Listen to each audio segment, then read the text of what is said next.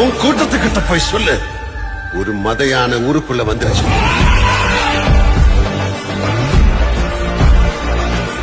தம்பி பரோட்டா மாஸ்டர், தம்பி பரோட்டாக்குன்னு அவ்வளவு ஃபேன்ஸ் இருக்காங்க.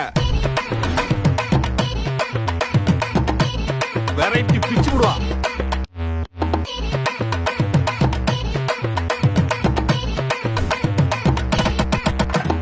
ஆஹா,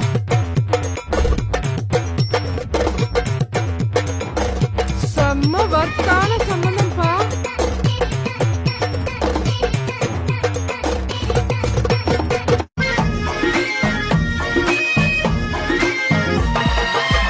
ராணியின் முகமே ரசிப்பது